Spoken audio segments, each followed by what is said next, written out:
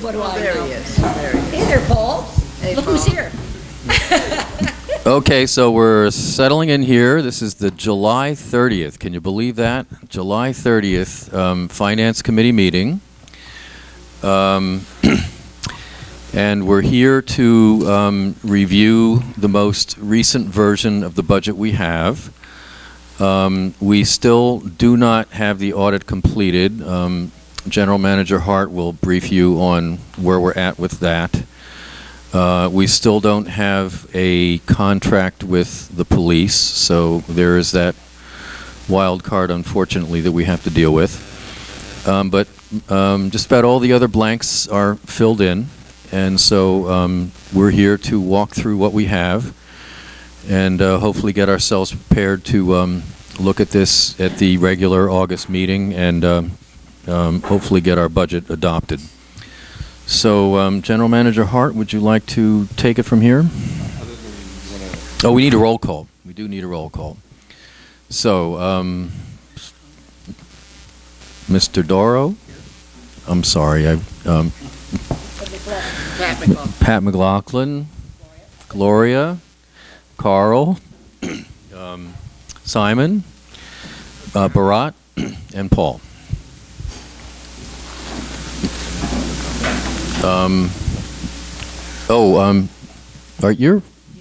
Jim, you're part of our committee here, right?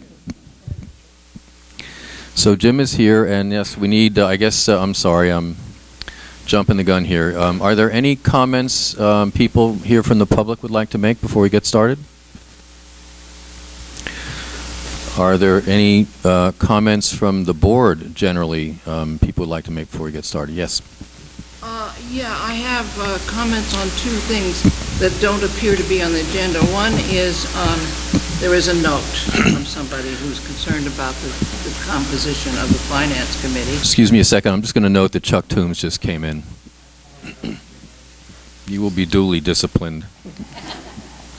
I'm sorry. Go ahead. There is a note that was included in our materials from someone who is concerned about the composition of the Finance Committee. Uh-huh. I would like, since that's not on the agenda, I'd like to comment that I do think that the Finance Committee has gotten much too large. And I would like to recommend that the President reconsider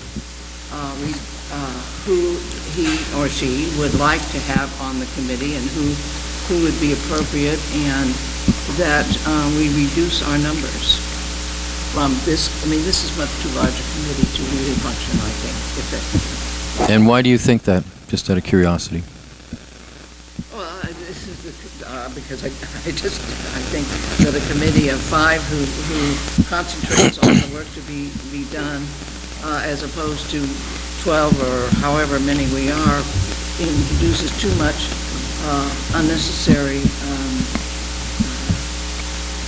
discussions, explaining to each other what our points are.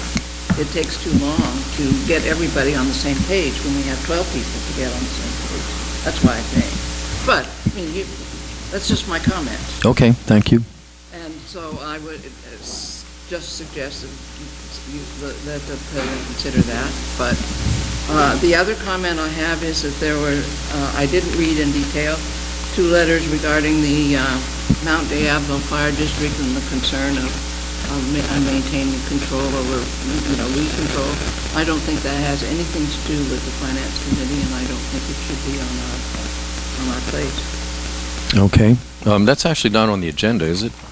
No, it's not on the agenda. Okay. I believe I put it in there for purposes of the consideration for the budget, because I did alter the budget from the time that we submitted and the board had reviewed the proposed budget. I had been notified that we received a $5,000 matching grant, so I added that to the budget, so I at least wanted the Finance Committee to recognize and know that why I did that, if there was any questions. I did that based pursuant on a letter that we received from Diablo Fire Safe Council. Yeah, there's a $5,000 addition to our revenue based on that.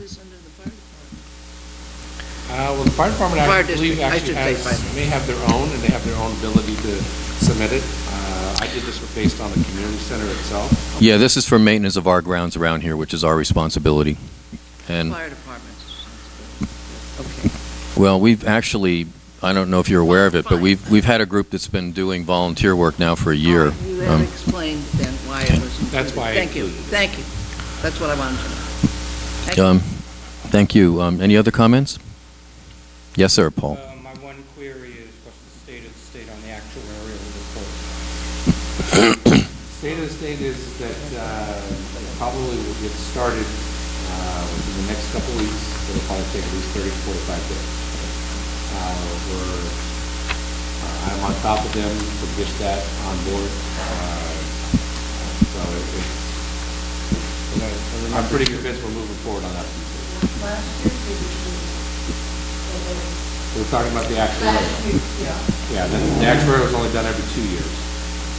And it's for future, the actuarial report is talking about the medical. He's not talking about the option. I'd like to know for the record that Paul has just arrived.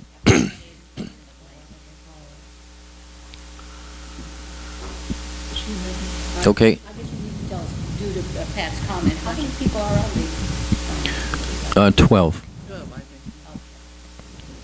think. And in attendance tonight, we have, what, 1, 2, 3, 4, 5, 6, 7, 8 members of the public.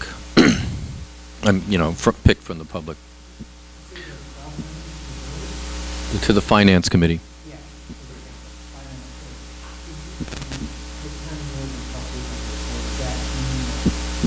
I'm not, don't count me. Yeah. I have a question.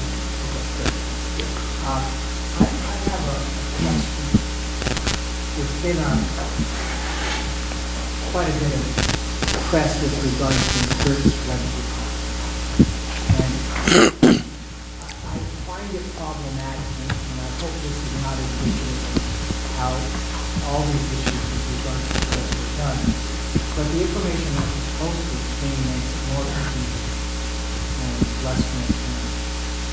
And I would hope that when someone is asked a question with regard to budget expenses, the time is taken to make a meaningful response. And this response really makes just for me, every statement, I have 2 more questions.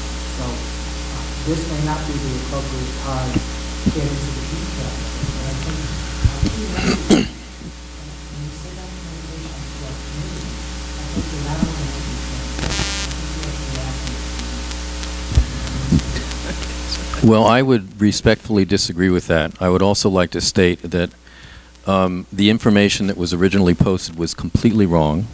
The chief spent a lot of time trying to correct it. If people want to hear the total explanation of the rental car caper, they can hear it. But this all started because somebody acting on a rumor or an idea or a suspicion or a notion decided to publish something as if it were true, and then it turned into a controversy that really didn't exist, didn't have to exist.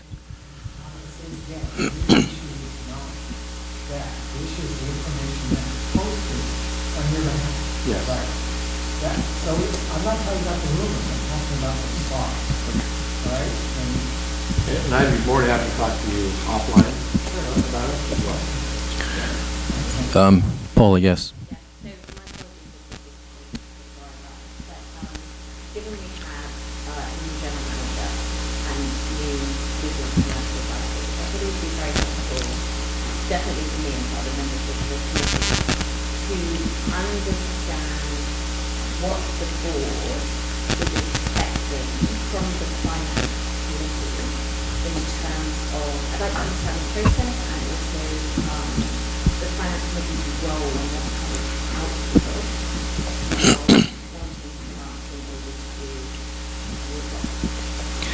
Well, in my view, and as I understand the policy and procedure manual, the purpose of the committee is to make recommendations to the board on financial matters, in particular on the budget itself, the proposed budget. So the principal thing the Finance Committee does is review the budget, review issues connected with the budget, and use its expertise in that process. And if there are questions that the Finance Committee feels need elucidation, then we delve into that. And that is supposed to inform the board's deliberative process and ultimately the vote we take on adopting the budget. But it's an advisory role. So if you have to clarify what the objective is,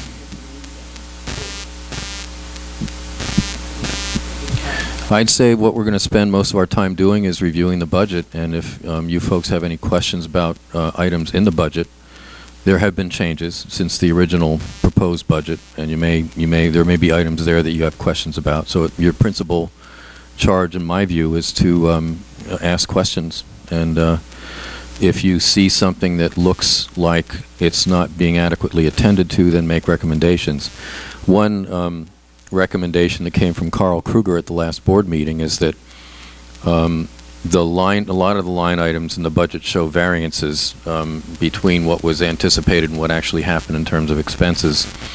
And he was looking for us to come up with some sort of a policy or a rule for when a variance is, over a certain amount, we automatically explain why that variance exists, so the question doesn't have to be asked. Because the first thing one would go to when one looks at the budget is how come there's such a difference in what was anticipated and what actually happened. So if we take the trouble in advance to flag that and provide an explanation, then people have less detective work to do, and it's more transparent, it's more self-explanatory. and so to the extent that you have questions, comments, or recommendations today, either as an individual member of the committee or as a committee as a whole, does that manifest itself in terms of the board members being able to review minutes? Is it motions that will make pass? Is it... Well, last time we... Will the general manager take into account Absolutely, absolutely. That's the purpose. I mean, if, this is our last chance to ask you. I mean, you're kind enough to volunteer your time and lend us your expertise. So this is our last chance to get, your wisdom on what we're planning to consider as a budget for adoption at the next board meeting. And if there are changes that look like they need to be made, then we make them. And if we have to take a vote in order to get a sense of the committee, we take a vote.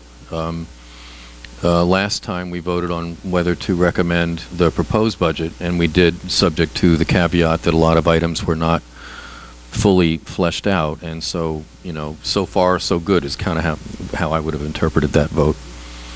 And then also, the old policy manual has a very good description of the finance committee. There could be some modifications. Chuck sort of sent out a questionnaire last year, what changes would be made, and frankly, not a lot is the answer. But if you want to look at the policy manual, which is, I think, online, I think it is. Yes, it is. Yes, it is. Right. And so that's pretty much what it is, and we do take that. Bharat, did you have a question? Yeah, just that once we go beyond today's meeting, there is the issue of the long-run budget, right? Could you get closer to the mic? I'm sorry, I can't hear you. Yeah.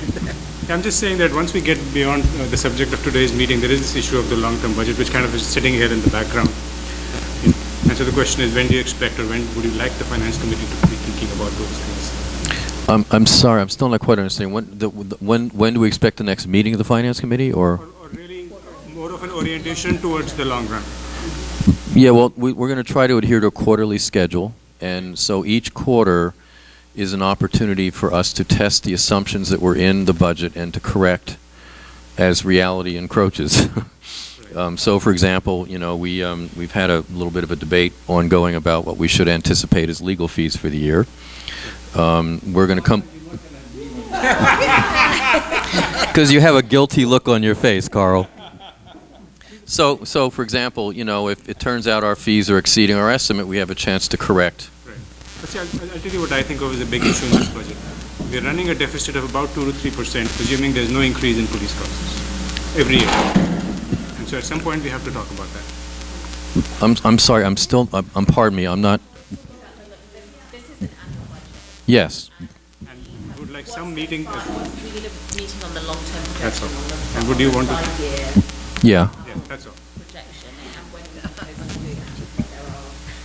Well, I think we can't really do a long-term projection until we have the contract with the police. We also don't have the most recent actuarial report, and I know Jim, among others, raised a concern.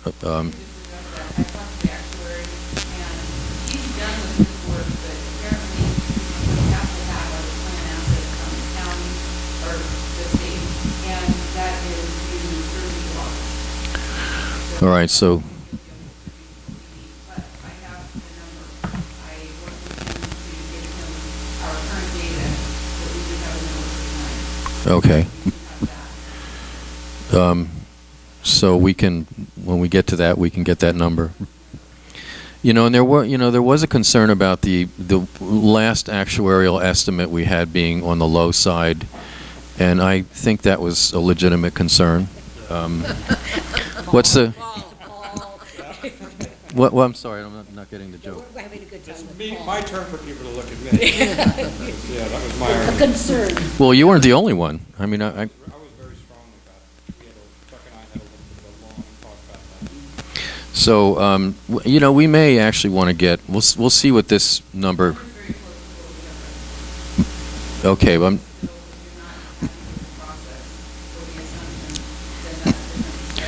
it is, and I personally think we may need to look for another actuary, but we can wait on that issue. Okay, so shall we? There are no more comments or questions. Maybe General Manager Hart, can you sort of walk us through the budget? The minutes. Oh, minutes. I'm sorry. We've got to. Sorry, folks. It's been a long day. So we have minutes from the last meeting. I can go to the point to talk about it.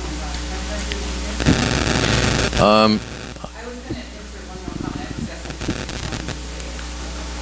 Oh, about the audit? Yeah. No, not yet. Okay. That's the dessert. Okay, that's it. Oh, my goodness. It's okay, I'm not speaking now, so I'll just.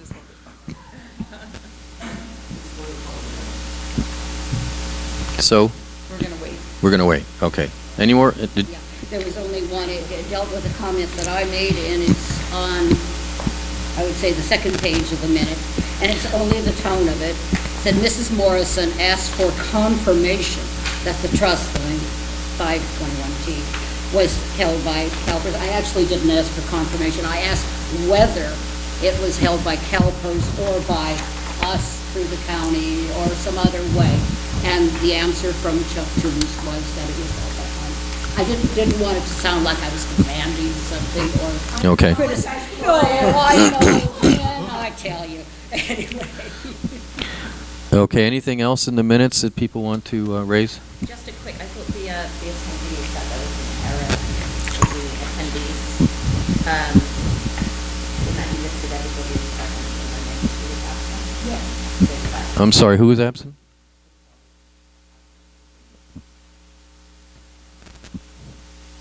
Okay.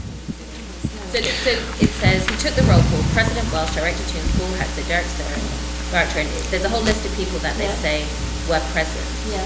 And then it says, Pat McLaughlin, Paula, well, so all these people were absent, so they can't be both present and absent. You are right, and I apologize. No, no. See, that's one reason we have one committee, is to go through. Not everybody. When Magic House. That's what I get for editing. Yeah, I guess, I got it. President. You know, one thing also I'm just noticing here, usually these pages are numbered. It helps us to, Absolutely. I will tell you, I asked that same question, for one. I asked that question, and I was told that the majority of the time the finance committee was not. However, I will also tell you that I think I'm spending like, I don't know, $35 for an actual stamp. And we'll stamp on their question link within the future. I will have them all. okay. Said $35 in the budget? Yes. Okay, so, That could be automatically generated. We don't need extra cost to generate page numbers. okay, any other, Chuck? Oh, yeah, but it doesn't cost $35. I had one question about the motion of pulling back $31,000 from the general fund out of the solid waste program. We can do that? The minutes reflect that we had $31,000 last year out of the general fund on the garbage-related material. Now we're going to pull it back out of the garbage and put it back in. Yes, because we borrowed that much from the general fund to pay for the litigation, and that was blessed by our counsel.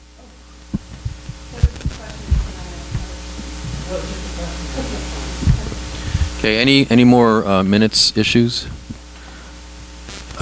Mr. Artis. Yeah, but Oh. could we also accept the modifications to minutes? Yeah, I thought Lynn was saying that she was modifying them as you asked. Correct, Lynn? Did you make the modification she requested? Okay. I made a comment in the last one, and it might just be easier not to try and go back and drag what I meant out of the old minutes, because I may just have not spoken in a way which is very comprehensible. So I thought maybe I could just restate it now, and we'll put it in the new minutes and accept the old minutes. It was on the topic of a values-based role for the Finance Committee. And it was really that a lot of the discussions that end up taking hours at the board meetings are really around the values that should be discussed in how the Finance Committee is approaching the budget. Because they are really financial values decision, and there's a role, I believe, for this group to hash them out in some detail. Many of you have the expertise. So Jim has brought up the policy of building reserves, and that is a multi-year issue. It's also a values-based discussion. There might be quite a lot of agreement both on the wisdom of doing it as well as the ability to talk in this room in a way that you can't in the global board meeting about how one would do it. The same could also be true for how to approach, we were talking about the actuarial numbers and the fact that nobody's really comfortable with that number going down.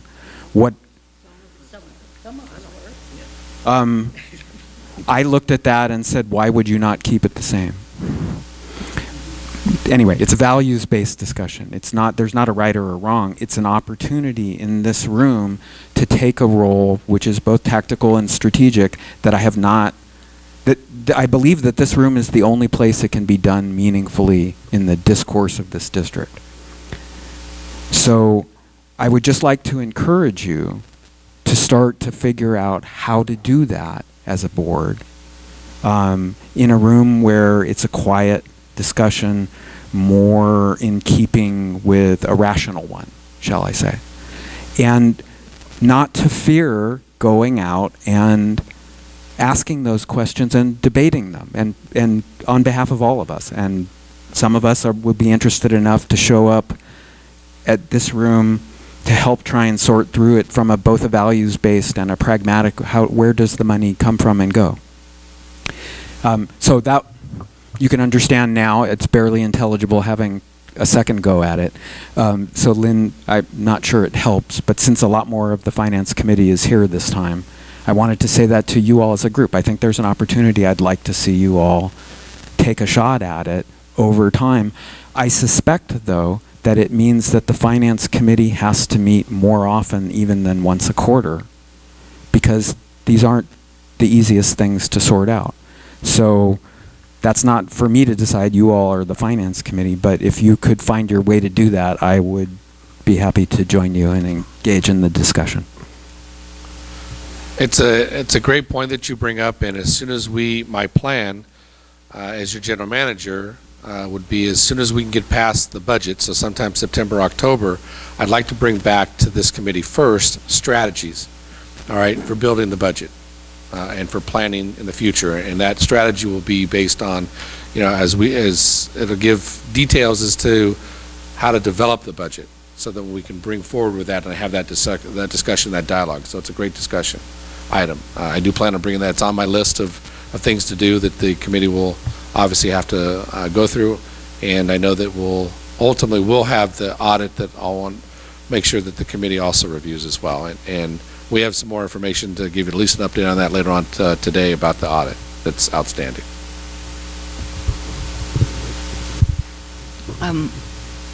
So Can we, is this about the minutes or something else? It was just general comments, similar to the previous comments. I'm sorry, what? Similar to the previous comments.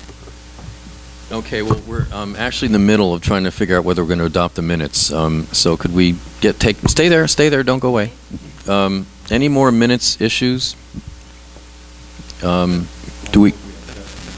All right, I'll second the motion. Any further discussion? All in favor?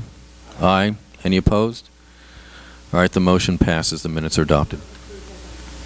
Yes, as amended. All right, go ahead. We took public comment before, but go ahead. Thank you. I got here as soon as I could. Catherine de Neergaard.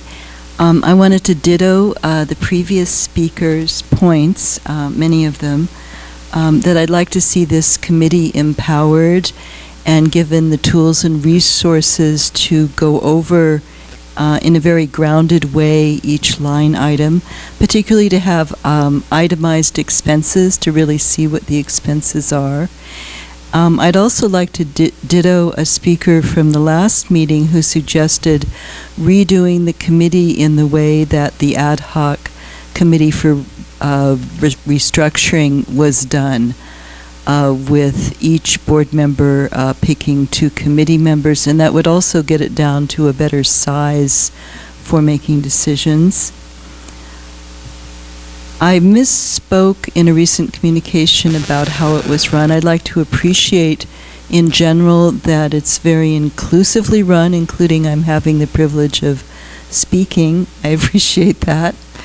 And I think the kind of central thing in terms of running is allowing the committee members to really work together about each line item and be supported for doing that, and supported to make recommendations that have some weight. And lastly, I have a question for CPA Deborah Russell, I believe, which is... Is that right? Mm-hmm. Okay. I wanted to know why the fiscal year 14 audit and financial statements are so late. Like, why is it, hopefully they'll come out soon, but why haven't they come out? Was that you? Was that the bookkeeper? We have a detailed response to that question because I know you have asked that to me. Mm-hmm. So Debbie is prepared to address that issue tonight, all right, to try to answer that question. Okay, So I we'll hope get I to- can. We'll get to that point. I hope I can stay that long. Hopefully it won't be too long. My ice cream is melting in the car. Hopefully. You can bring Thank it. Yeah, you can. Seriously. If only we had dishes. So, Mr. President, assuming that we can move on, if there's no other speakers, then I would ask Debbie to at least discuss and start talking about item number 2. As everyone knows, this was an issue that has been brought up to the committee in reference to the variances. A lot of the questions, most of the discussion was before I came on board, but I've asked Debbie to kind of prepare some potential options and discussions, so she's prepared to talk about that as presented. Yes, please.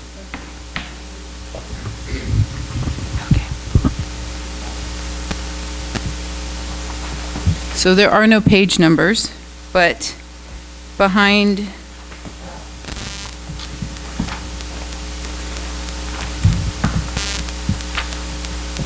it is this looking item, several pages back. The one that's in little teeny writing. Top of it says unaudited profit loss performance. So this was just an attempt to address, I believe, where did she go? Did she leave? Okay, I believe that she was the one who requested it, but I'm not sure. At one of the meetings, there was some question about the variance report not giving enough information. So I just attempted to use May as an example, and it's got a column for May's budget, whether that's over or under in dollars, and then in percentage. Then year-to-date, in this case July through May, and the same thing, and then the annual budget is just presented so you know kind of the outermost total. So I think there was some discussion about we didn't have enough information about the variance, so this gives you both hard dollars and percentage, because as we know, sometimes something could be off, a small amount in dollars, but it could look like a big percentage. Other things can be the opposite way, where it's not a very big percentage, but in dollars, 20,000 might be a small percentage of total revenue, but it's a lot of real money. So this way, then we could focus on the things that stand out to anyone, one way or the other. So it's really just for discussion. It's just an example. Any feedback? Quick question. Mm-hmm. Is it possible to actually footnote the major variances and give some explanation? I guess we have to adopt standard materiality, but it'd be nice to see if there's a, example, one of these is a 300% difference, and it'd be nice to have a footnote or something where we know why or what's going on. Okay, so typically this is produced as part of the management, as his manager's report. So that's fine, I can help with that. Several issues will often come up, which is when we adopt the budget, it's an annual budget, and then I attempt to make a monthly budget out of it. If I know that something, because really we run sort of on a cash basis during the year, we are accrual for the real year end, but mostly what we're looking at is the cash spent each month or received. But the receipts are accrual based right from the beginning. We get awarded all our money, so it's really the expenses that I think everybody's concerned about. And if I know that we're going to pay the whole liability insurance in July, I will put the whole amount in July. If I don't know what month, I may split it up 1/12, or if it was last year in May, I might put it in May. There will sometimes be a timing difference. Sometimes that will be the issue, and we could address that easily. And then sometimes it could be a real difference. Something was more or less than expected. So I don't see why it couldn't be footnoted. Excel actually would let us, if we drop this into Excel, this actually is produced out of QuickBooks, but if we dropped it into Excel, we could insert a note, but I don't know, I'm not technically savvy, I don't know how you get that to print out. I know. You can do it. Okay, then we can do it. So. I think it'd be great if we could do that. I think that would help people to, figure out what the explanations are without having to ask over and over again. Understood. Paul? Okay. In previous administrations, as some of you may know, I served on the board for 10 years, Pat served for 12. What we had as part of the general manager report, there would be a variance report where he would essentially provide the footnotes. So it would be in the big print rather than this little dinky thing sometimes. I'm sitting there going like this with my own glasses. So that would just become he would see the ones that people would be most likely to ask questions about, and immediately hit those and include those in a variance report that he would review. Just a text, just a written text explanation. That was a text thing, and that was done regular, every month. Mm-hmm. The variances that. So then that's the manager thought right. were- So we could just footnote the item in the spreadsheet and then have a separate sheet with numbered explanations, like footnotes in the back of a book or something. That's fine. Sure. Yeah, but to what percentage of variance are we talking about, so that I know? To some extent, my personal response to that would be where it's something that looks very important. So if it's going to be in toilet paper, not so important. So for example, the supplies at for the youth house, we went over budget this year, if I remember correctly. We all know right. why. Right. But it's in terms of finances, it's not too big. But in terms of the insurance, something happened there.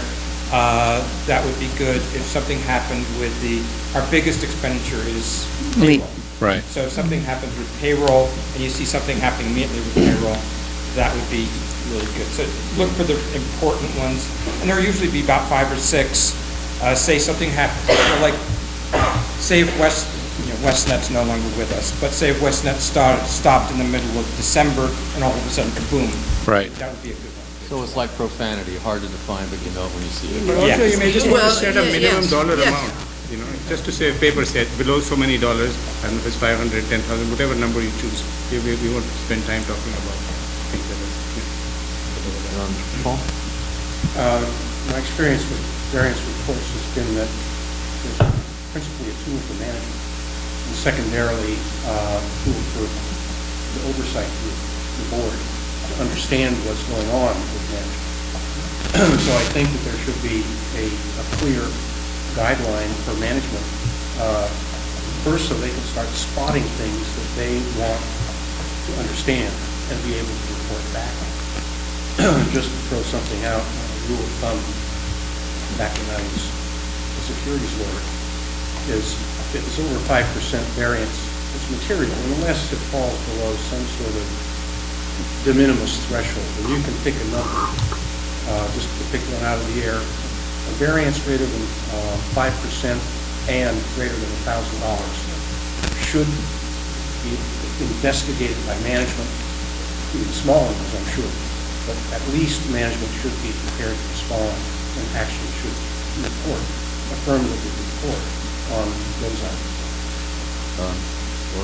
I have a question too. This incidentally is an Are we sticking on this topic? well, that's sort of, okay. I was going to, on the presentation of information, I was going to say on, as Deborah has put out this unaudited profit and loss budget performance for May, items that I never see in the budget reports are from the estimated available cash.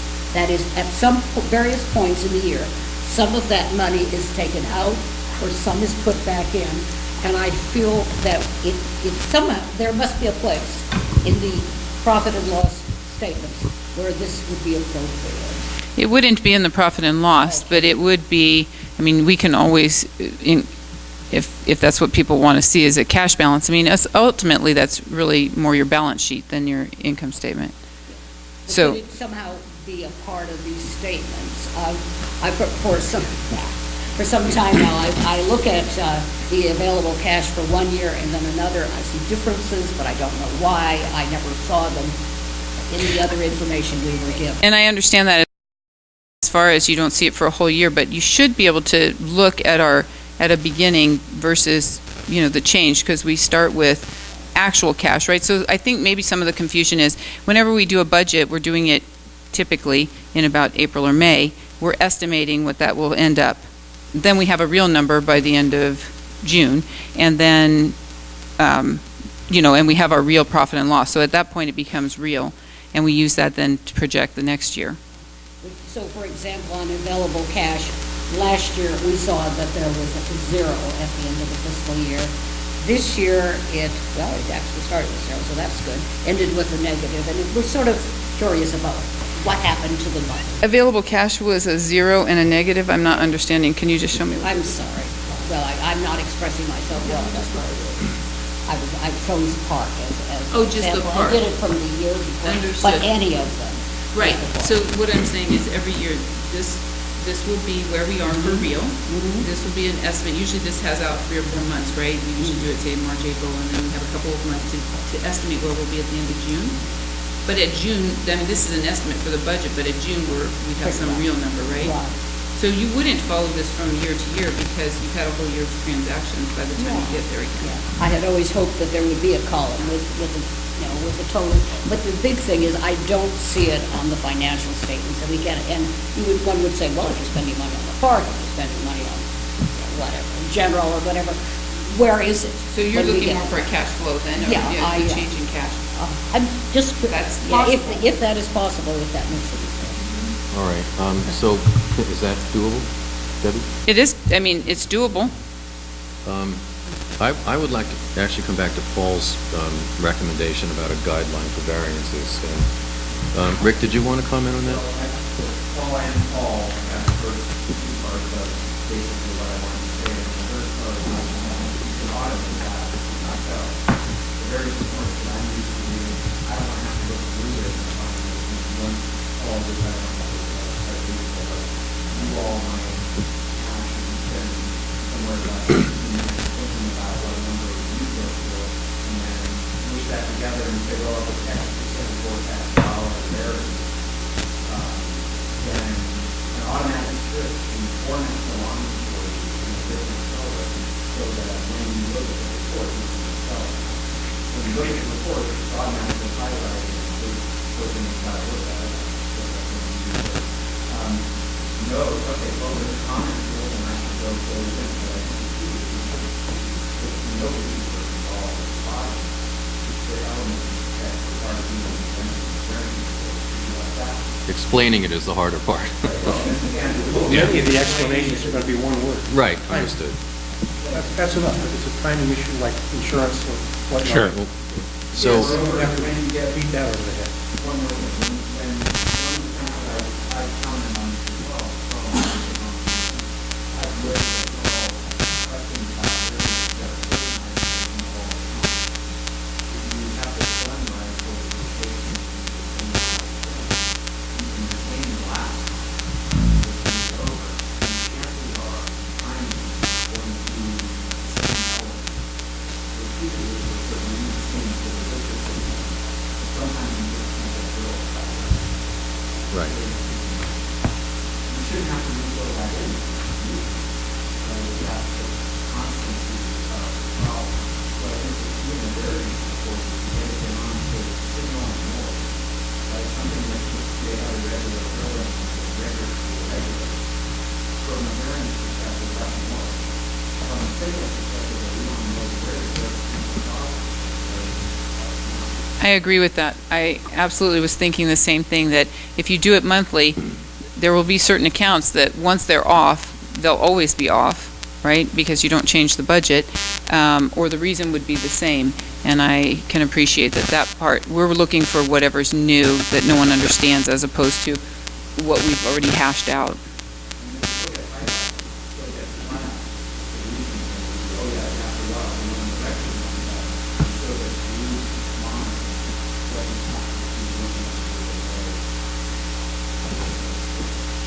So how about the criteria that Paul suggested? Yeah, yes. I have one comment on that. You can't go by percentages only, because you need to look to see what the impact on the bottom line. If you have a $3 million budget and your raw payroll is about $1 million for the year, you're off by 2%, that's $20,000. So that has an impact. You know, you can't just, if you were to do, I think our maintenance and repair for the building now is $1,000, so you could be off by 50%, and it doesn't have much of an impact. But if you talk about, you know, anything that's labor related, which is 90% up to 90% of the total budget. Sure. So, you know, it's kind of what Len said. When you see it, you kind of know that this has an impact and someone's going to raise a question. I have a quick question. Did anyone, I just did a real quick look at the report that you prepared, and I immediately said which ones I would kind of ask questions for if I were still on the board. And so the first one would be about the levy tax, just to confirm that I'm seeing what these are just some of the ones that I would see. You know, the levy tax is up by a certain amount, $60,000 per month. So that'd be a good thing to cheer and dance about.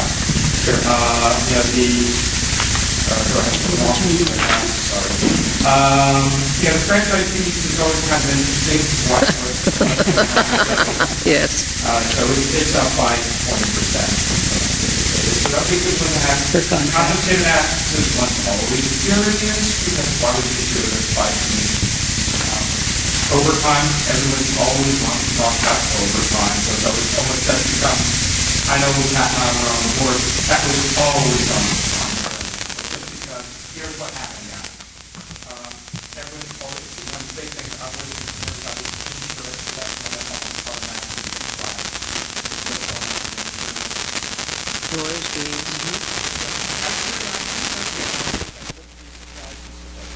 So off. I mean, it's 300% over budget, and 200% over budget. The prisoner, what's going on, something that we have in a crime wave here. Sometimes dealing with the budget deals with explaining a little bit about what's going on from the police point of view in the district. And of course, the big one that's top is the legal fees. That also has, as I said, there's some extent, some of these things we're just going to automatically should be reported. Subject area is going to ones that be are going to attract interest right away. And so having worked with the general manager, knowing what questions I would ask would almost automatically put those in, just because they knew I was going to ask them anyway. I understand.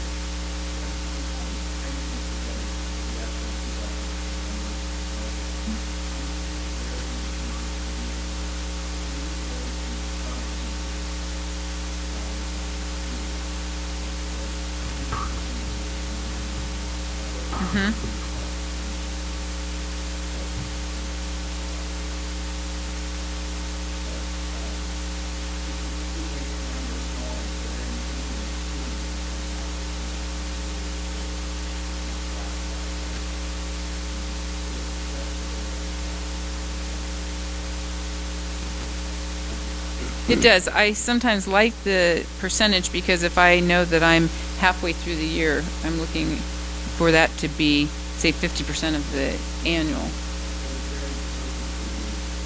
Right. This is what QuickBooks offers. I can put it in Excel and make it different.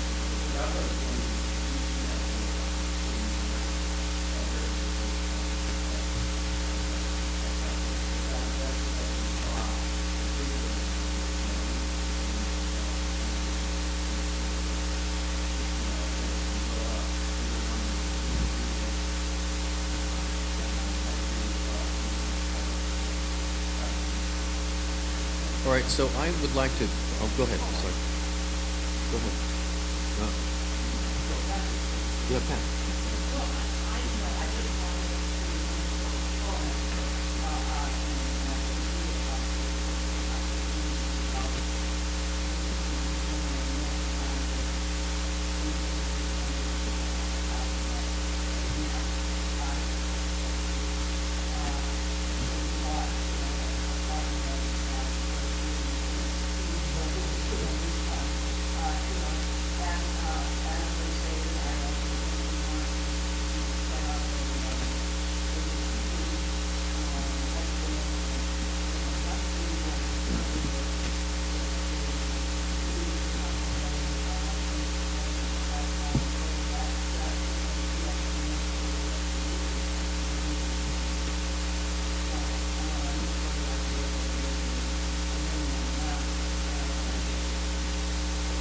Okay, so I'm sort of thinking about how to turn these good ideas and suggestions into action. I'm wondering if, Kevin, you could get together with Debbie and maybe for the next meeting propose sort of a protocol for how we go about flagging variances. And I think, we've heard subject matter matters, that, certain things like salary or overtime. You always want to look at those. There should be minimums, like if it's less than a certain amount of money, don't worry about it. And generically, maybe a percentage when it isn't a hot subject area, something like that. So there's kind of maybe 3 or 4 ways to look at the kind of thing we'd want to flag. And I'm wondering if we could charge you two with sort of putting together a proposal for next time around. Does that make sense? That's fine.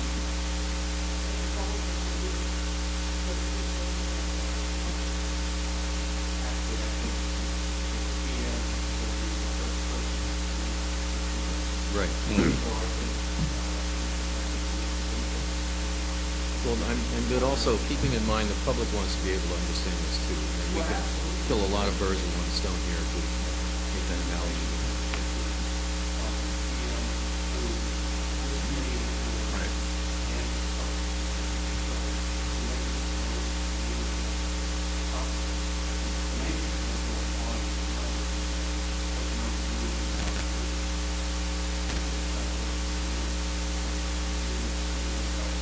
Right. And so Debbie and I will get together and have the discussion and see and it may take 1 or 2 months to kind of weed out what the best way to do it to make it the most simplistic for everyone to understand. So I think it's a great idea and a great suggestion that I'll move on. And if we need any of your expertise, Rick, with Excel, can you help us out? Although, I kind of like the idea, though, footnote it in QuickBooks or whatever, and then just have a separate sheet, and the footnotes would have the explanation. It's probably the easiest for us and the easiest for the public to grok. Okay. Okay. It's easy for me to understand. And in general, how do people feel about the variance comment? Do you like seeing it, it's over 100%, it's just the overage you want to see, or you like seeing it as a full percentage? I mean, it's an easy change, I just don't know, only one person has weighed in. My attitude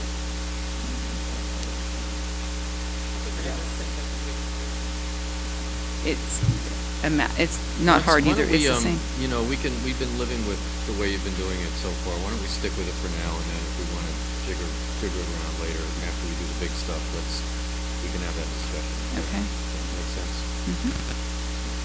Jim?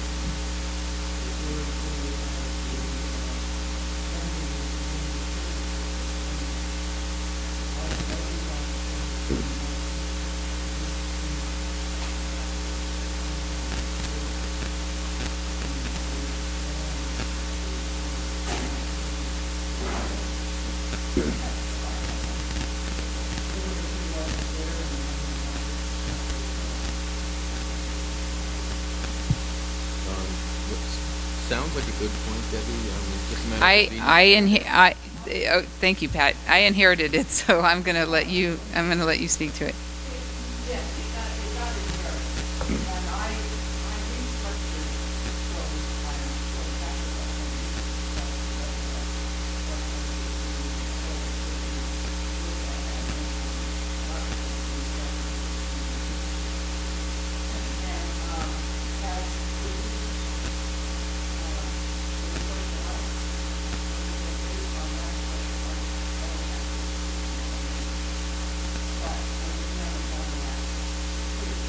It can be done. Then is there?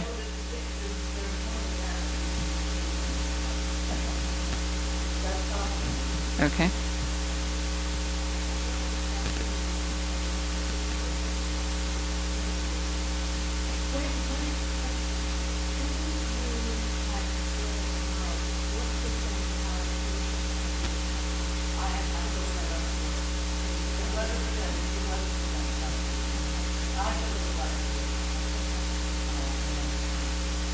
So should we go back to that, folks?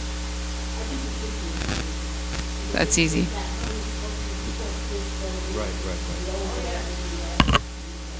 Well, if you could help us out with that, Pat, that would be nice. Okay, thank you.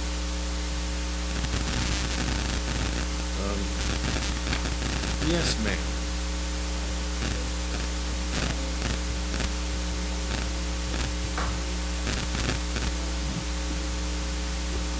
I didn't present through June. June is not complete because I was saying we generally do cash basis each month and tie to the county. But at year end, in time for the audit, then I turn them into accrual statements. I don't want people to make decisions based on June when there could be prepaids that don't belong there or accruals that aren't there. They wouldn't be accurate. So I trust these numbers to this point, and then I don't yet. Okay, well, I think we have finished item 2. Now we're on to the big ticket item 3. And I guess what we should do is sort of what we did last time, which is kind I don't know why you're leaving the podium, because I want you. Because I do want you to talk about the audit report, because I think that there's been a lot of questions that I inherited as well, but there's been a lot of questions and a lot of work, and I think that Pat and Lynn have been worked very hard on trying to hone in on the audit report. It is obviously severely late. However, what I've asked Debbie to do is kind of give some kind of an idea and explanation as to why it is late. I will tell you that I am pleased to announce that we are very, very close.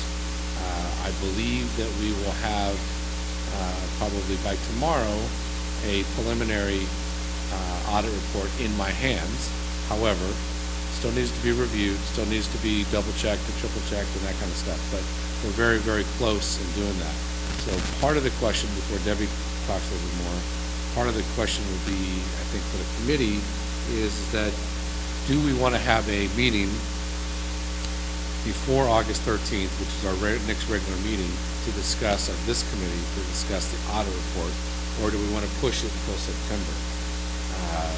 And it's just, timing is everything, but something to be thinking about as Debbie kind of presents a chronological aspect as to why it is as late as it is. One question, do you have any advanced intelligence on what kind of grade we get in our audit report? I do. We have a clean audit. We have a clean I audit. have the opinion here. We have a clean opinion. We have a clean audit, and it's my understanding that we've always had a clean audit, although late, but we have an additional clean audit for last year. We are now, I don't know where we're at with regard to the field work. We're trying to come up with a date in September that meets everyone's desire for last year so that we can have this done. My goal would be is to have last year's audit done by the end of this year. And again, we're severely late on 13, 14, but we'll get there. Okay. So Debbie, so I'm asking Debbie to explain, just to kind of give you an idea. I don't believe that there was any,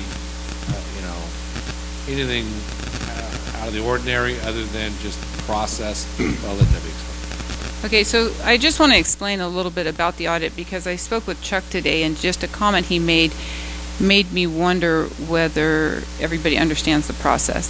So an audit is the work product of the auditor, not us. And there are responsibilities of both management and the auditor and his staff. We do have to work together, obviously. The financials are ours, but they're being scrutinized by the auditor. So I'm going to back up to the 10-11 audit. I think we were fine up until that point.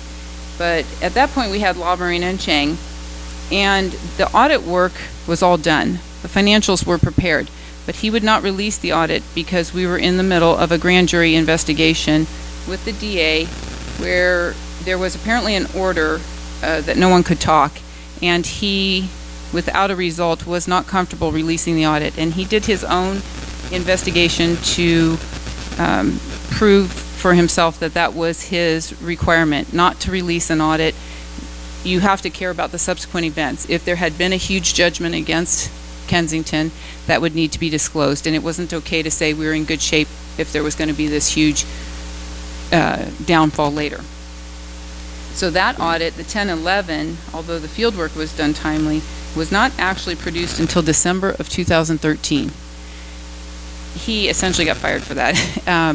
They were upset. The chief was upset because it did create additional backlash for him that it was late. But that was the auditor's stance, and like I said, he got his own counsel, and he would not release it. So at that point, then we put out an RFP to hire a new auditor, and I think we sent that out to about 5 different CPAs that were on the district-approved list.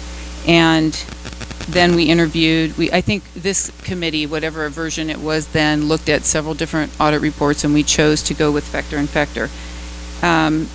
That field work started in October of 2014, so already so late, just based on the process of getting a new auditor in there. That was the 11-12 audit. The statements were issued February or March of 2015. Part of that delay was, in fact, I believe that the auditor underestimated our complexity. I offered my help. He passed.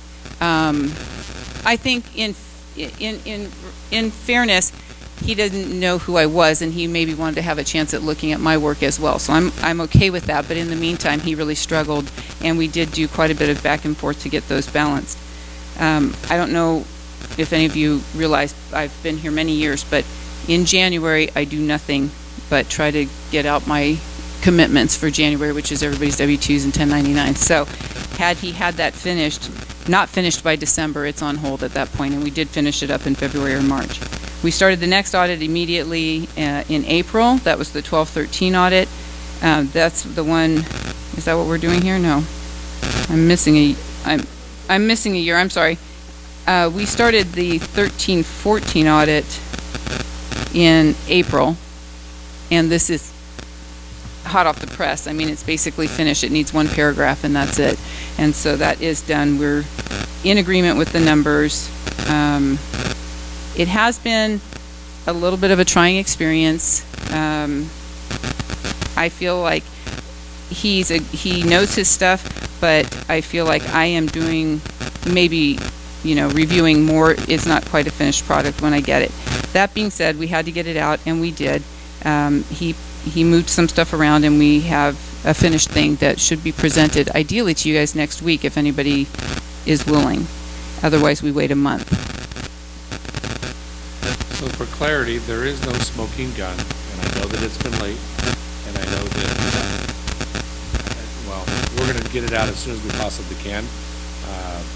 But so there is that question relative to, does the committee want to review it prior to the August 13th meeting so that the board can review it and approve it and accept it prior to September? If not, we'll push it to after August 13th, but prior to the September board meeting.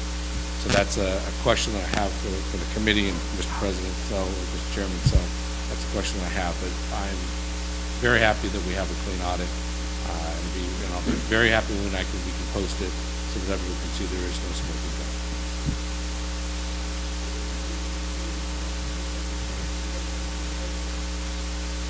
Well, it all depends on whether you people feel it's a good use of your time. I don't know. It seems to me that the audit is passing us and it's clean, then we don't get a whole lot more information than we have right now to look at. And so you might want to wait, but I'll go with the audit committee. And I guess I would agree with you.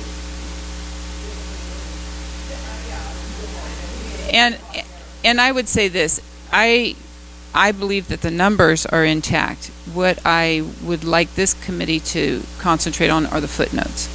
The footnotes are very important. The financial statements I've balanced and I trust them, and I mean you could find a typo or something, but the numbers should be fine. But the footnotes really tell the reader what's going on and what our future commitments are, what our methods are, and I think that those are worth a review. Well, then we're talking next week. Jim?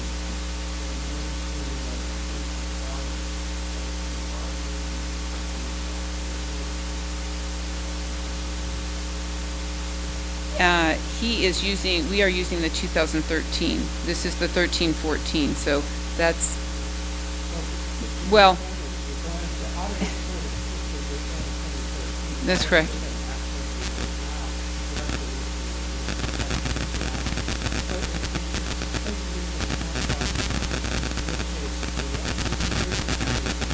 In fact, this year, the budget for this year, of course, because you know how the actuarial report comes every 2 years, but it doesn't come out, obviously, like we said, until late August. The budget for this year was actually done with the 2011 report, rolled forward, that's all we had. But in the footnotes, we actually are using the 13 because that is the proper number at this point in time. But 15 would be in the future. I mean, that wouldn't make sense. I think the 13 is the right actuarial study to use for this audit.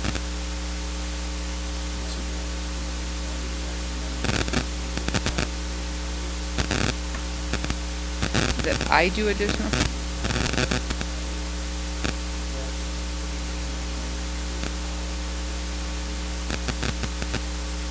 Jim, we're not hearing you quite well. Could you grab a mic?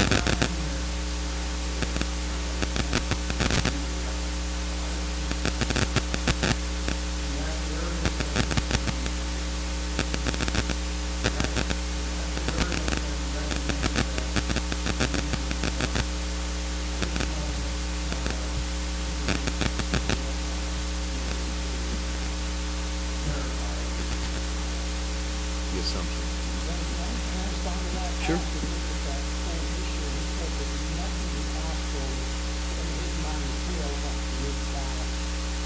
would like to see, but he also said that the lesson here that I'm asking for is how frequent material will change naturally. So that's his aspect. Maybe another one will be more exciting.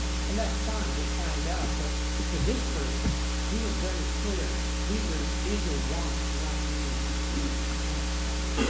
Well, I mean, we are gonna be meeting again next quarter, so we will have it by then. We can make any adjustments we need to make then. So do people want to meet next week? We're gonna get this thing when?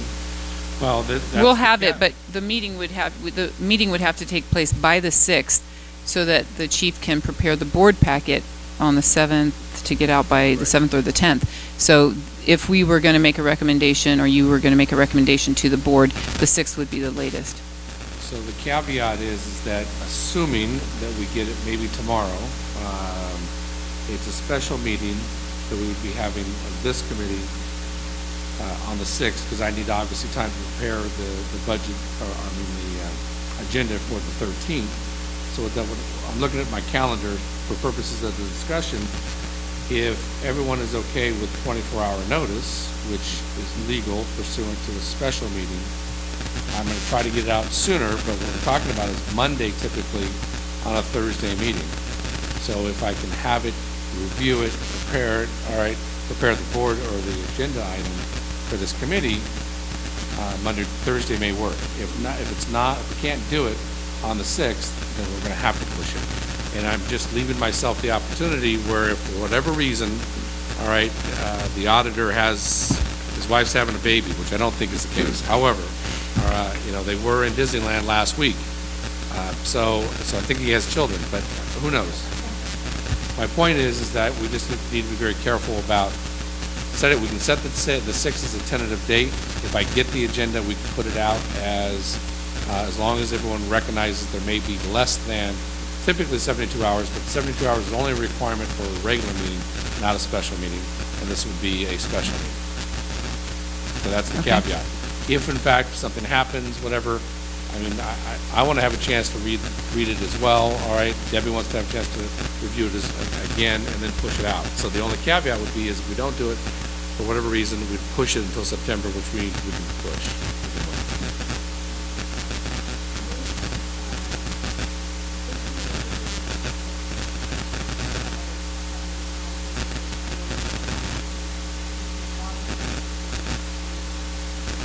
That's a great question that I don't know that yet either. So there's a lot of what ifs. We are without a doubt pushing it. All right. So if given the opportunity, I'd rather, because it is so late already, I don't want to exacerbate the problem. However, my preference would be we push it till September, sometime in September for the meeting there. At least give us some time after August 13th to review it by this committee. People are on vacation, that kind of stuff in August, so it may be problematic. But if my preference to the committee, it would not go to the board until September's meeting, which means we've got some time to play with it and review it. And maybe there's an error on it that we catch again. I know that Debbie's looked at it a million times, but I just want to present all the facts that I can see it. I always welcome an extra set of eyes. I've been looking at it quite a bit, so that's all good. So it's really up to the committee as to what the desire would be. I think if we do it next week, we're pushing it, but I do want to get the committee out. How much damage do we do? How much damage in the worst case scenario would we do to ourselves if we wait until September? Well, no more than what was already been expressed and concerned. Maybe we should, Paul? From a personal point of view, I'm out of town next week, so. But the one issue that could be done is you could release a draft, and that could give it to you any time. Because the moment we go into a public meeting, a draft's going to be released anyway. Well, but I want to produce. I think the community needs to have the finished product. I'm committed to give you the finished product. I'm committed to give you that more so than a draft. When I submit it, I'd rather give you.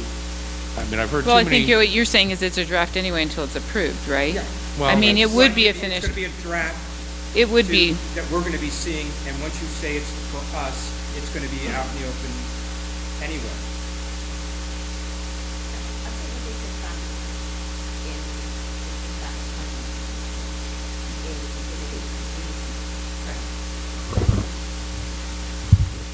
thinking, I think this taps into also communicating with the wider community, and I think there is real value in making sure we schedule the Finance Committee meetings, even special meetings, that give members of the community enough notice to come, and for something like the audit, which we do have engaged members of the community who are going to want to read it and contribute, that my feeling is we would be better to wait till September and do it well, rather than rush to do it and leave people feeling The audit excluded. will be available for the August 13th meeting, so it will be out there by then, right? Yes. We can So there's, publish it. so people will get to begin reviewing it at least in Before the advance of the August August 13th meeting. If anything really stands out, they can ask questions. You're saying then that that's going to become a general board discussion rather than with the Finance Committee first? No, we wouldn't put it on the agenda. But I'd make it available for the community to. That will be all the comments the whole time. Well, I that's mean, true. We will why get a lot why of wouldn't we want that to be just, it's a big subject. People have a lot to say, and I feel like it should have its own. But that's, I mean, it's up to you guys. Yeah. Well, I don't, I mean, I think what, well, that's why I asked. I mean, what damage,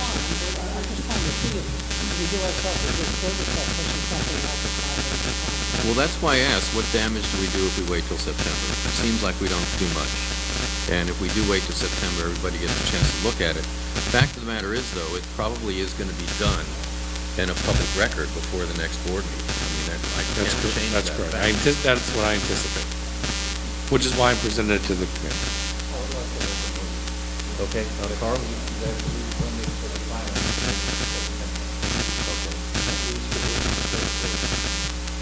Okay. Just a clarificatory question. Once the board has looked at it, what's the role of the Finance Committee? But you're going to discuss it at the next board meeting, right? In this case, it would be the role, the order would be reversed. It'll be out there, it'll be out there, we can't change that fact. So, and people may have comments about it, but the fact of the matter is, the real scrutiny is going to be by the Finance Committee, and so. Am I not understanding, why will it be out there before the Finance Committee agenda? Why, I'm confused. Well, it arrives, it's going to arrive in the next week, right? Right. And it's a public record, is it not? No. No?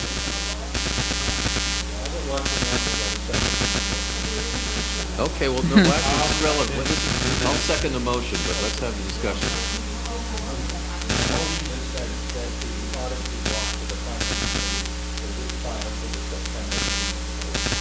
All right, and so as a draft, before the board looks at it, it's not subject to the Public Records Act yet? Is that right? Well,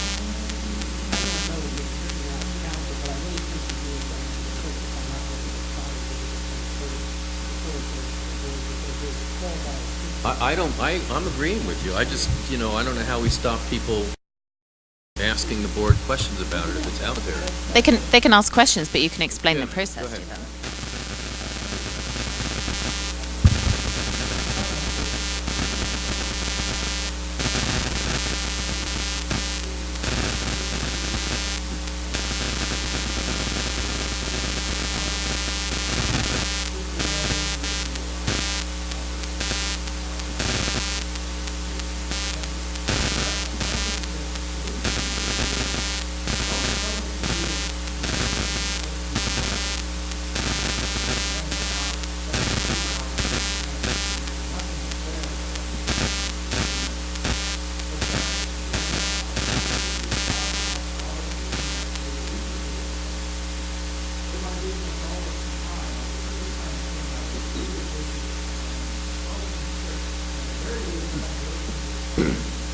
Okay, I agree with you. I want to take care of that, but let's take care of the motion first, okay? Well, that's a separate motion, okay? So we have a motion which I'm seconding, which is to deal with the audit in September 5th, at least a week before the board. I'd like to actually do it more than a week before the board. All in favor? Or a question?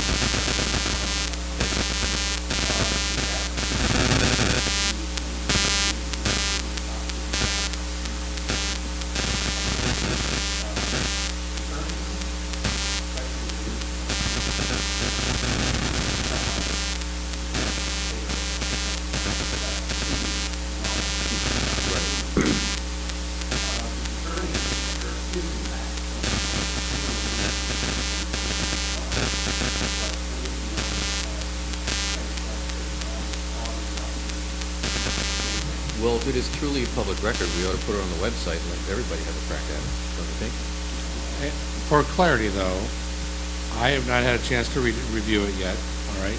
Debbie has not had a chance to review it yet. I've reviewed We it. do not even have the final yet we've reviewed a draft, all right?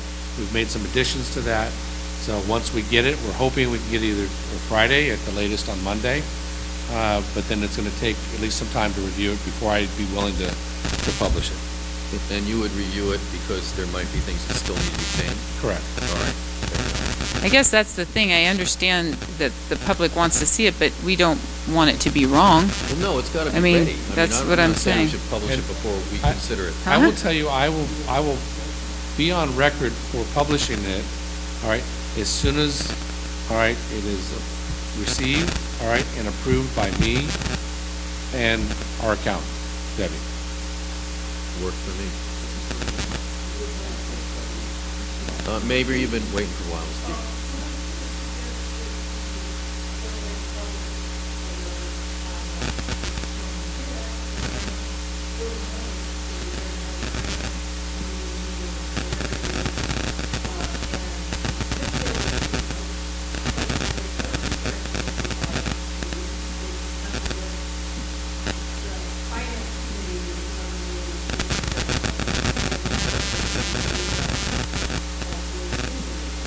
Well, you know, actually, this touches upon another issue. We are not doing as good a job as we need to about giving advance notice of meetings on the website. I understand we're going to be doing something about that fairly We're working on quickly. it. We are. So that, you know, these things can happen in two phases. Number one, save the date. You know, we're going to be having a finance committee meeting on September whatever. There's no reason why we couldn't put that out there in July or, well, August. So you know in advance, well in advance, there's going to be a meeting. And then also, if we can do it, we can get agendas ready, you know, in more time than 72 hours, you know, we should make it a point to get that stuff out there as quickly as we can. I personally like that idea. I think it's fine to have, it's not like we're trying to keep people from reviewing the data. That's helpful.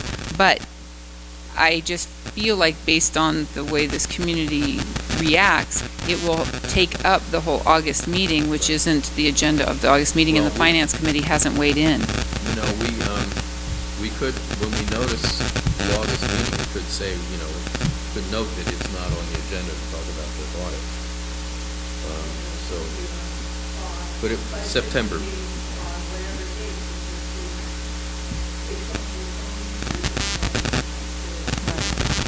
Right. Help if you move the finance committee meeting a bit earlier, so late August or something, so you could have know that they can talk about it. Yeah, I think, you know, more than a week before the next meeting is good. I think at least 2 weeks, something like that is fair game. So My preference would be like the week of the 7th. Let me get here, just make sure we're in the right place. So my preference would be the week of the 17th. Of August? Of August, for the next Finance Committee meeting. And if everyone's comfortable with Thursdays, that's August 20th. It could be. Week later, I'm not here, so. I'm just giving, well, throwing a date out there. So the date would be 20th? That's a Thursday. Oh. Parks meeting. Thank Okay. you. I mean, it's good. We don't need two on the same. Go ahead. But that could probably be in the other room though, right? And we'd have to check the availability of the room. of But the do big you room. want people where they can't come, they can't be at both? Okay, I mean, how about the some 19th? That's what? Yeah, it's the day before, the 19th. Wednesday? Good? Can you make it? I can. All right. let's I do it. assume that's so far out there. The 19th? Everybody okay with the 19th? So, It's a Wednesday. it's a Wednesday. All right, so then, if I hear everyone in agreement, then we'll set the next Finance Committee meeting for August 19th, and that meeting will be for purposes to review the audit report. And that's kind of what Carl's motion was with the date attached. Which I second. So shall we vote to make that the date, everybody? All in favor? And under the caveat, that the room is available, because I don't have that calendar in front of me. Right. Yes.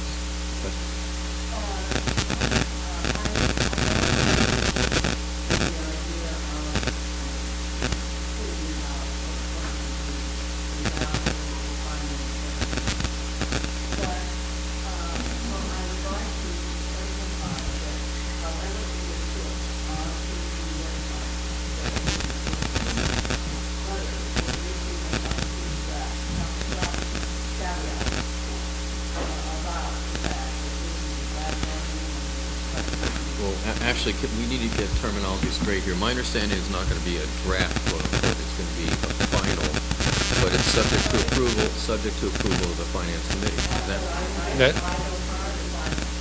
right? Well, it's not. Yeah, the board will still have to vote on it. Yeah, it's not final to the board approves it.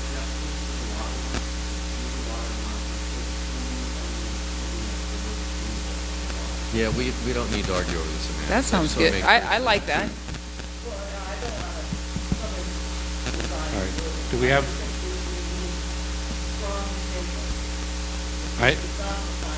But this is what we will be considering. This is, yes. That's the point. And do we have the time? Wait a minute. The finance. We're going to publish with the finance. Finance committee, but not the board. Understood, Okay. Captain. Okay. Do we have a time? I know it was mentioned at a different time. 6. Everybody okay with 6? All right, so 6 o'clock on the 19th to review, the audit report. And that'll be obviously before the September meeting. Right. And something when we notice the August meeting that we will not be considering the audit, so people know that that's not only not on the agenda, but not on the agenda for a reason. Okay? Understood. We could release it the day after. It's August 13th for the real board meeting. If we put it out on the 14th, is that enough time? Well, let me get a chance. Let's get it. Oh, not enough time? Let's get it. Okay. I could be a very slow reader. So okay. Let me just. I hate to talk in hypotheticals because we don't have it exactly in our hands yet. Well, that's a good point, though. If it goes out on the 14th, that's not a tremendous amount of time before the 19th. It's 1, 2, 3, What's a 4, week? 5. What's a week from that date? A week from the 14th is the 21st. We're going to be meeting on the 19th. So there's going to be like 5 days. So not enough. That's fine. I mean, I don't care if we put. I like the idea of the watermark that says pending finance committee review and approval, or review and recommendation, or something like that. Then at least right on the document, it basically says that. So realistically, Kevin, when do you think it'll actually be publishable? If I get it, Friday, Monday, if I get it on those days, by the end of the week. All right. Well, that'll be plenty of time for review. So right. That's realistic, I suppose. Chuck, were you?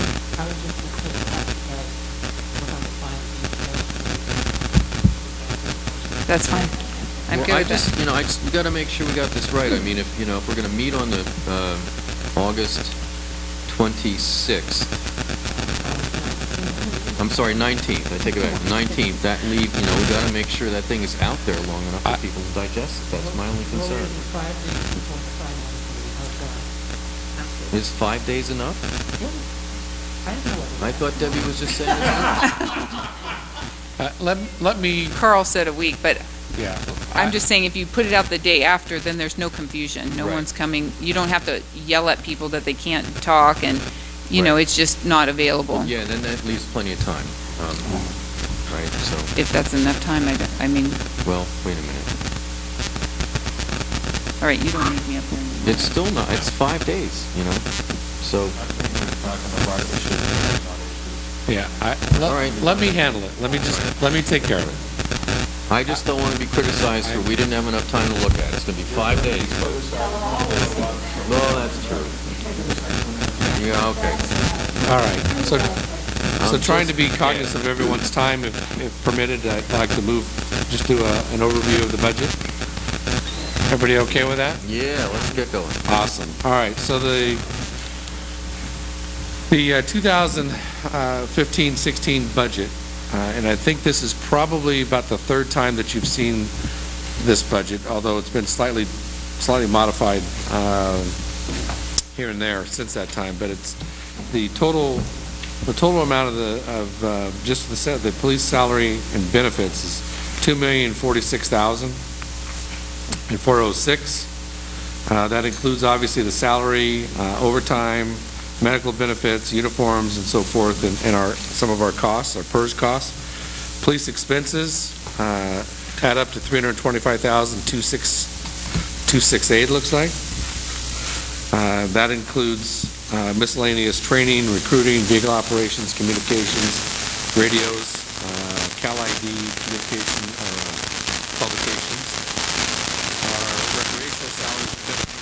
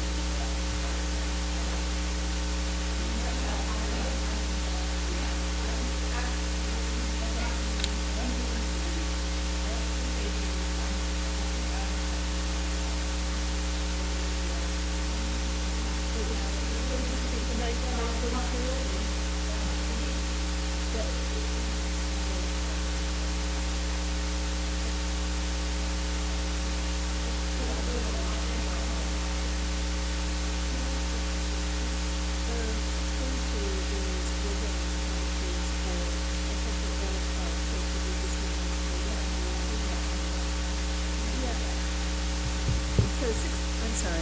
642 is the operating expense account number. Usually our capital outlay account numbers begin with 9, so if we add a new account of 942, does that solve the problem? Ooh. Okay.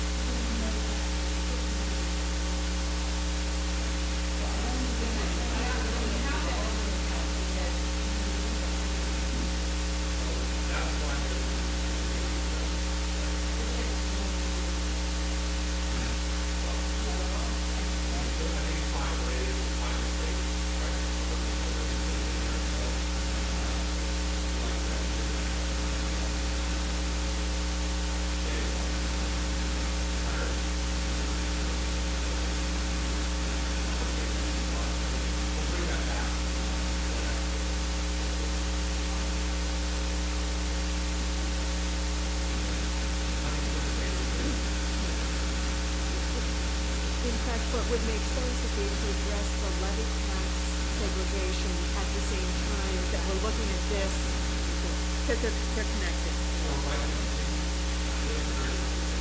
Yeah.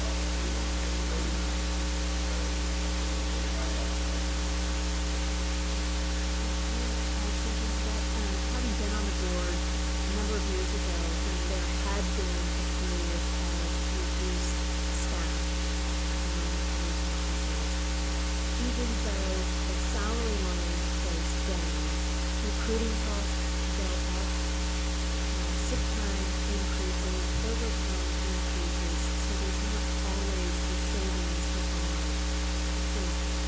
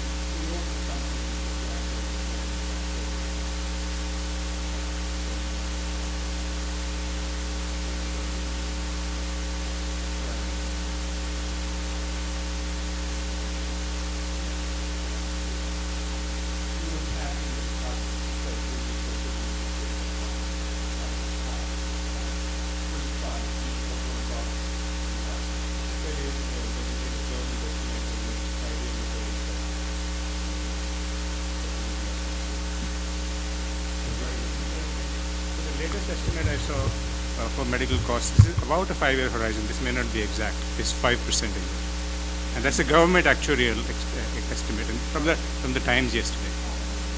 No, national. This is a national data. We're talking medical costs and insurance. Medical costs. Because we're having a problem. Right.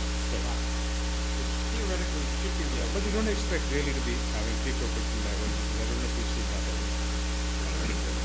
Yeah. But historically, we've been seeing 8% of the last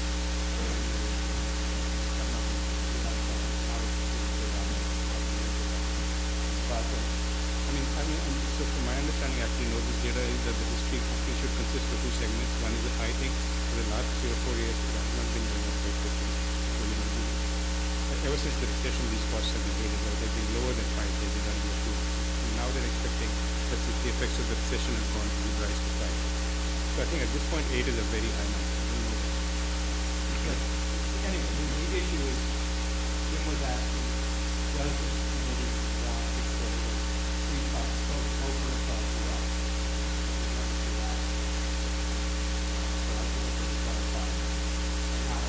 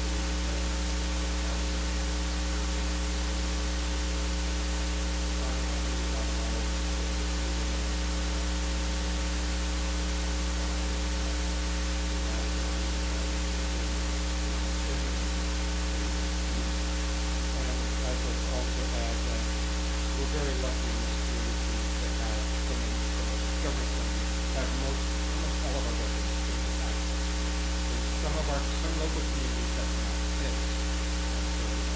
But that's something we have to take into consideration. It's going to be one of the houses.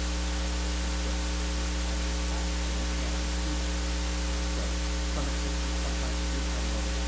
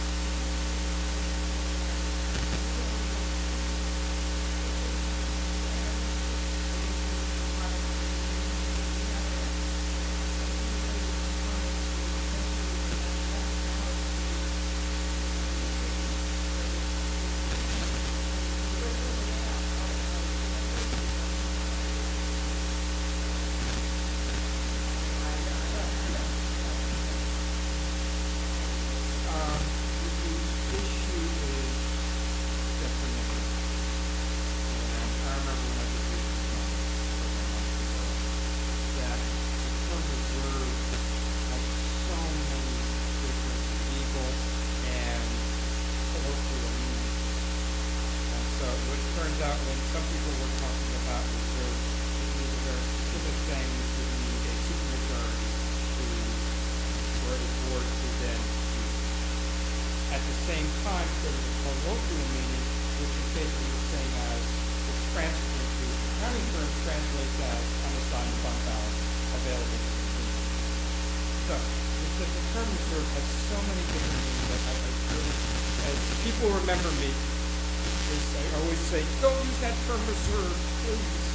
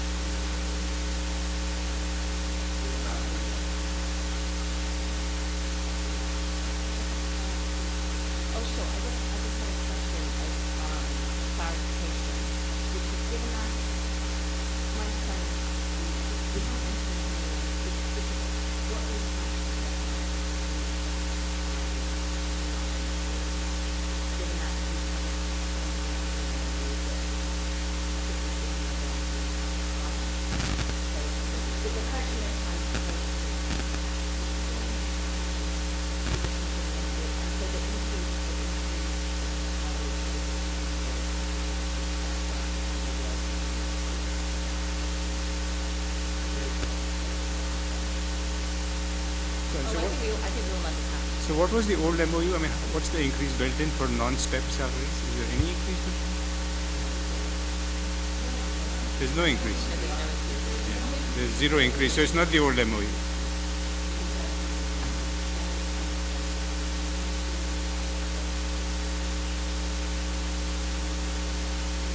But the old MOU, I presume, had some annual adjustments, which they had no.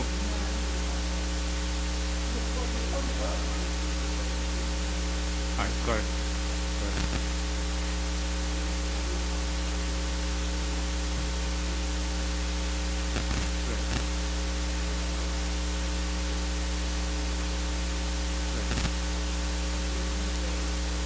That's what that's what we're asking. There's no raise in there. Yeah. That's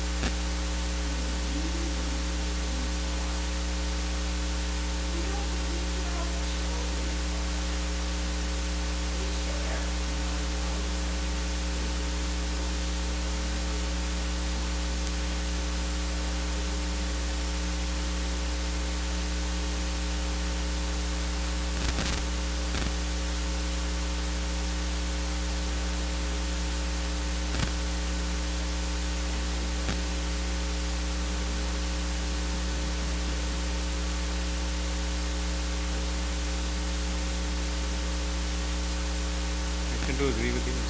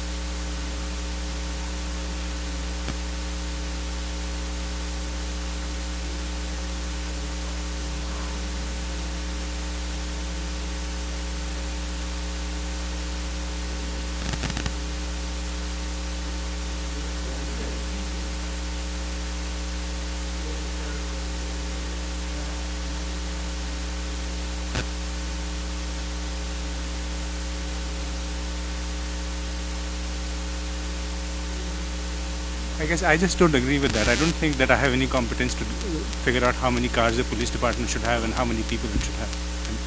And unless you actually run a department or something, how would you know that? I just don't see that.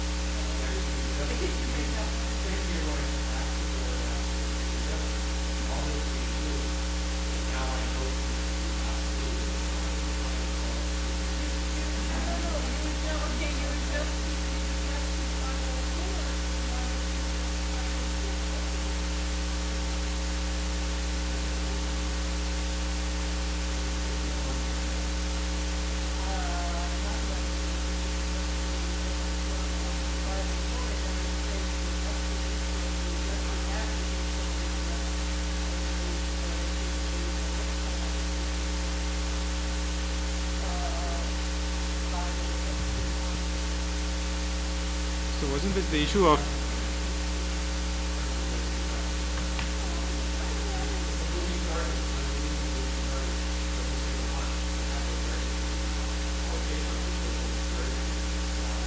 isn't this the issue where he was saying that I don't want to adjust the salary downwards, this 40,000 example, because we know there'll be overtime. So this is an example of exactly that. So that he hasn't adjusted the salary down. So there's no need to adjust the overtime up.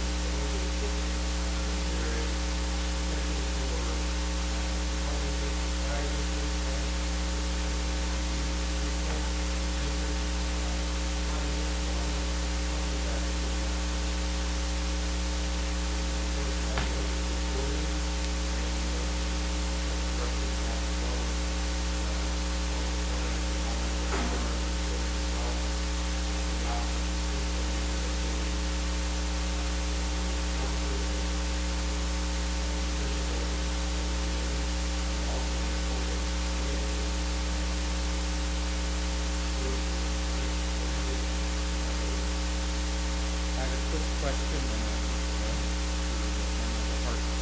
what I seem to remember hearing several years ago, and I was looking at it on my budget memory, but that there are such things as grant lead services.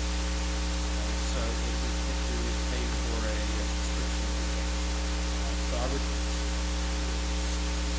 call some of your resources and see if there actually is something that's appropriate for us to describe.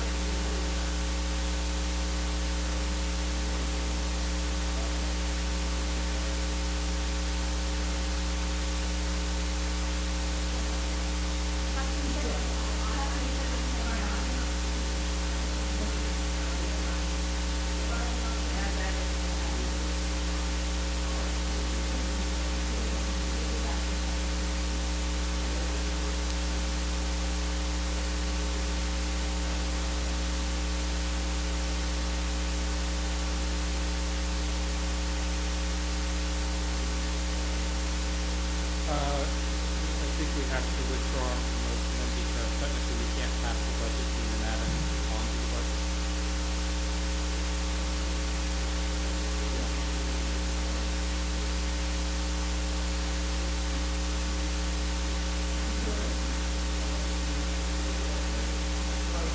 The board can take it up.